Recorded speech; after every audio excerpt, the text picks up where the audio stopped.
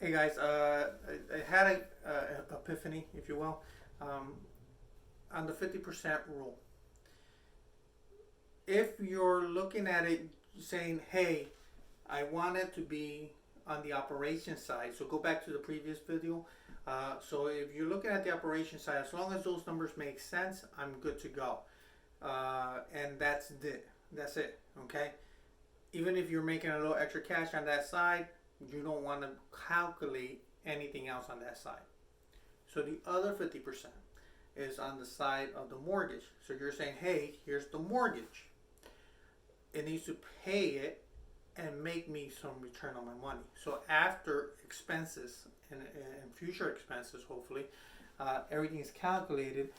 And now you're only going to be looking at the 50% of the operation. So go back to the previous one. I think you were making like $100 or something. We're not calculating that. So out of the $1,200 rent that goes to that half, fine. If I make a little extra, fine. But you're basing your 50% is on the mortgage side. So think about this. So the 50% of mortgage of $225,000, $45,000 down. You put an extra $10,000 for your down payment. So you're into it all in. Cash out of pocket is $55,000. So you're looking at the mortgage, okay? And I just started writing this literally. So you're still 50% $1,200. Your mortgage here is about $1,022, if I'm not wrong. I'm running out of ink, but so it's $1,022 added. Subtracting these two here, you're going to be at like 178. Okay, is that math right? Yeah, that's right. Okay. So the question is, Fernando, I definitely want to make at least 6% of my money on the $55,000 every year, right? That'll come out to $3,000 and change. I think the math came out to, is this a Sharpie or is this a marker? You sure? Yes. Okay. Just in case, you know whose fault it is. So it came out to 3,000 and change. So it was 278. I think I like the other one better. $278, right, per month. This is where, well, Fernando, I want to put an offer. I can't give him 225 because my numbers are not there. This is the investment portion. This is also the portion, if I'm selling my investment house, how much can I get for it? So these are the numbers that we're going to be looking at. So if that house only makes me $178, I want to make at least 6% of my cap or my money after all the expenses are there, or hopefully you're predicting correctly. Then this and this has to be either match or surpass. Okay? So we're about $100 difference. And you can do 6% is 225, just times 55,000, and then divided by 12. Okay, that's how you get this monthly amount. Just in case you didn't hear that, it's 55,000. I want to make at least 6% after all my expenses, and then you get 3,000 something, and then you should be able to divide that, and then you should be around 2,000. You went too fast for me.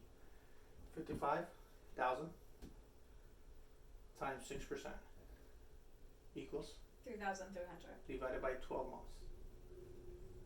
275. Okay, 275. So I'm off by $3. Okay, so it's $275 per month is what you should be able to make on it after all expenses.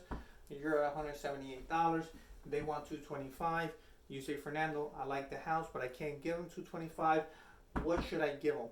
Well, the math is simple. It's really, really easy.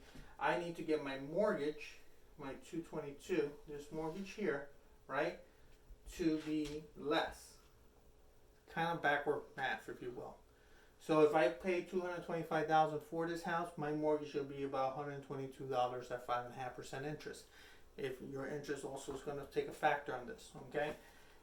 That being said, for me to be able to come into an offer on this, then I have to calculate what will be my mortgage if I need to make this less. You got the app for the car calculator? Yep. Okay. Guys, if you don't have this, there's a whole bunch of different apps. This one I found to be the free one. It's cheap, it's easy. It's called Car Mortgage Calculator. You can actually put the amount, the down payment, the interest, and then down here, I don't know if you can see it or not, but then you can actually plop in the taxes, the monthly rate, like an HOA, stuff like that, and it'll break it down what's principal and interest and what's your total up. Okay, so simple things, easy, whatever.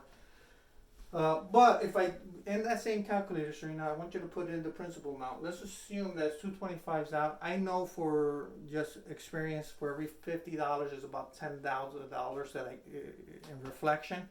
So if I offer this guy 205, what will be my new principal and interest?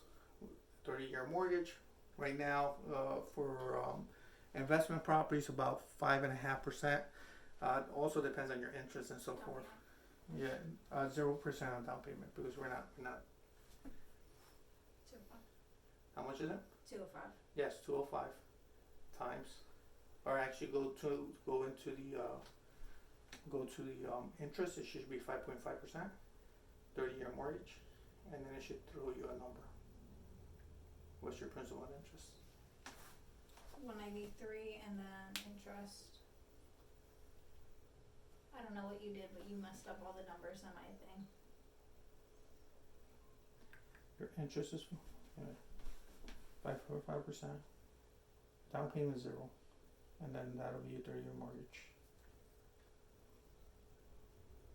Oh yeah, 20%. Yeah, you're right. You cleared all my stuff. My bad. Alright. I messed her up. Alright guys, she's gonna calculate it, and this is basically what you're gonna do. It says 205 is the new proposed sales price.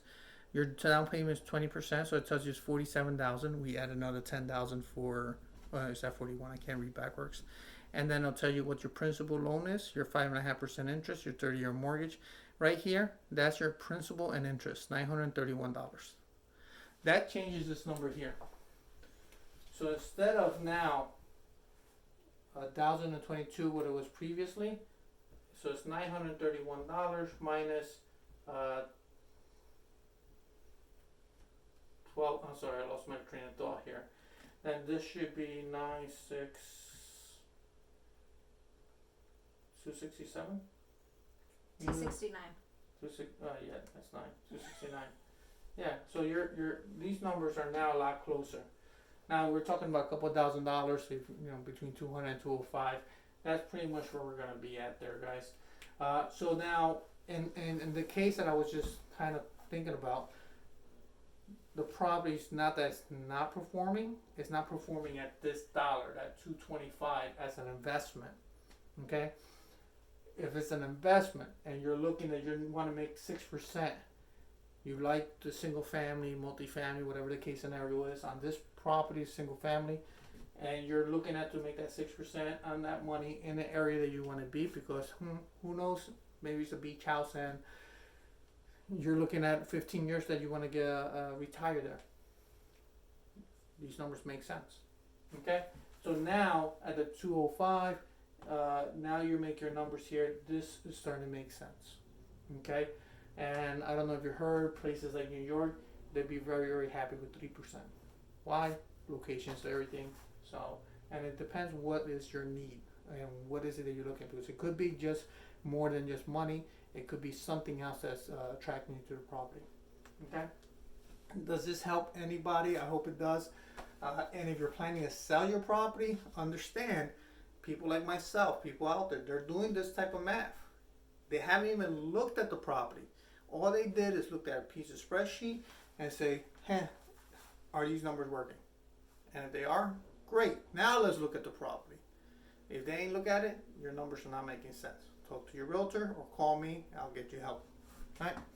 God bless. Have